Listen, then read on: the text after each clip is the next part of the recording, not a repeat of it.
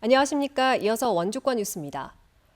원주에 올해 첫 열대야가 이틀째 계속되면서 장마 속 무더위가 이어지고 있습니다. 원주의 어젯밤 최저기온은 26도로 25.5도를 기록한 전날에 이어 이틀째 25도를 넘었고 오늘도 열대야 가능성이 높은 상황입니다. 잠시 그쳤던 비는 오늘 밤부터 다시 시작되면서 모레까지 100에서 200mm, 많은 곳은 300mm에 달하는 비가 쏟아질 걸로 예상됩니다.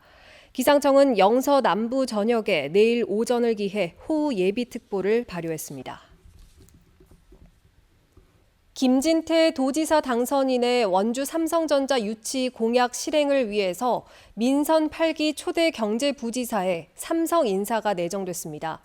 김 당선인은 오늘 기자회견을 열어 경제부지사에 정광열 삼성전자 부사장 겸 삼성언론재단 상임이사 인선을 발표하고 이는 삼성전자 반도체 공장을 원주에 반드시 유치하겠다는 강력한 의지라고 설명했습니다. 한편 원강수 원주시장 당선인도 취임 즉시 기재부와 삼성 출신으로 삼성전자 유치 태스크포스 팀을 구성하겠다고 밝혀 인선에 관심이 모아지고 있습니다. 코로나19 신규 확진자의 감소세가 둔화되면서 여름철 재유행 가능성이 제기되고 있습니다. 오늘 0시 기준 강원도 하루 확진자는 318명으로 전날보다 187명, 직전주 같은 요일보다 14명 늘었습니다. 시군별로는 원주 62명, 횡성 5명, 영월 1명이고 평창은 이틀째 확진자가 없었습니다. 주간 재생산 지수는 0.91로 14주 연속 감소세가 계속되고 있지만 감소폭은 확연히 줄어들면서 당분간 현재 추세가 이어질 걸로 예상됩니다.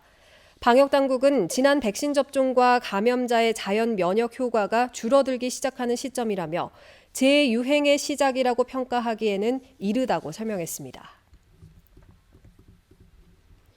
제4차 국가철도망 구축 계획에 반영된 강호축의 핵심, 원주 만종 원주 연결선에 대한 사전 타당성 조사가 시작됐습니다. 국가철도공단은 현재 기본계획 중인 충북선 고속화 사업의 연계 사업으로 중앙선 원주역과 KTX 만종역 사이 6.6km 구간을 복선 전철로 신설하는 원주 연결선의 사전 타당성 조사 용역을 발주했습니다. 공단 측은 사업 타당성과 사업 계획을 구체화해 내년 하반기에 예비 타당성 조사 등의 후속 절차를 진행할 예정입니다. 원주 연결선이 완공되면 목포부터 강릉까지 직결 운행이 가능해져 호남 접근성이 크게 개선될 전망입니다. 원주시 번영회가 사업자의 갑작스러운 부지 매각으로 운영 중단 위기에 처한 원주 고속버스 터미널 문제 해결을 촉구하고 나섰습니다. 번영회는 기자회견을 통해 먼저 터미널 사업자가 공공 목적의 터미널 부지를 저렴하게 분양받아 이를 분양가의 8배를 받고 부동산 개발업자에 팔아치운 것은 기업 윤리적으로 또 법적으로 분명히 책임져야 할 행동이라고 지적했습니다. 또 원주시가 터미널 부지 분양 당시에 목적 외의 사용을 규제할 수 있는 안전장치를 갖추지 않은 과실도 크다며 새로 출범하는 차기 시정에서 고속버스를 이용하는 시민들의 피해를 최소화할 수 있는 대책을 내놔야 한다고 촉구했습니다.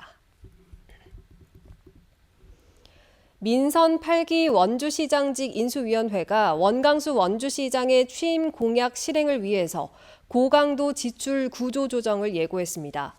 인수위는 원 당선인의 취임 직후 전 시민 재난지원금 10만 원 지급 공약 실행에 필요한 360억 원의 예산을 마련하기 위해서 문화예술 행사 등 시급하지 않은 사업의 예산을 삭감하거나 미루는 등 사업을 조정하고 있습니다.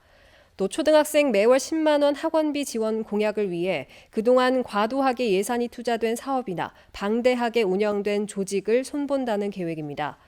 한편 시장실 1층 이전은 7월 취임 직후 사무실 리모델링에 들어가 가장 먼저 공약을 실현할 예정입니다. 지난 26일 향년 95세로 별세한 민족사관고등학교 설립자 최명재 이사장의 연결식이 오늘 오전 학교장으로 엄수됐습니다. 장례위원장을 맡은 한만휘 민사고 교장은 추도사에서 항상 나라와 미래를 걱정하신 고인의 따뜻한 마음을 잊지 않고 인재 양성에 힘쓰겠다고 말했습니다. 연결식에는 유족과 재학생, 동문회 등 학교 관계자와 교육계 인사들이 참석해 고인을 추모했습니다. 장지는 민사고 인근 덕고산 자락에 마련됐습니다. 검찰이 성매매업소 종업원들을 목줄 등을 이용해 감금하고 가학 행위를 벌인 40대와 50대 자매 업주를 구속 기소했습니다. 이들 자매 업주는 지난 2020년부터 종업원 2명을 감금한 뒤 개 사료가 섞인 밥을 주거나 끓인 물을 몸에 붓는 등 정신적, 육체적 학대를 이어온 혐의를 받고 있습니다. 피해 종업원들은 반복된 학대로 인해 일명 만두귀가 되는 이계 혈종을 앓고 있으며 지난해 8월 수사가 시작될 당시 몸무게가 30kg밖에 나가지 않을 정도로 영양실조 상태였던 걸로 알려졌습니다. 시각장애인이 점자로 된 수사 결과 통지서를 요청하면 경찰은 이를 의무적으로 이행해야 한다고 국민권익위원회가 판단했습니다. 권익위는 작년 시각장애인 고소인이 점자 수사 결과 통지서를 요구했는데도 이를 거부한 경찰의 조치는 점자법 등 현행법을 위반한 것이라며 경찰청장을 상대로 개선안을 마련할 것을 권고했습니다. 현행 점자법과 공공기관 점자 문서 제공 안내에 따르면 경찰과 검찰은 시각장애인 요구에 맞춰 수사 결과 통지서 등을 점자로 제공해야만 합니다. 뉴스를 마칩니다. 고맙습니다.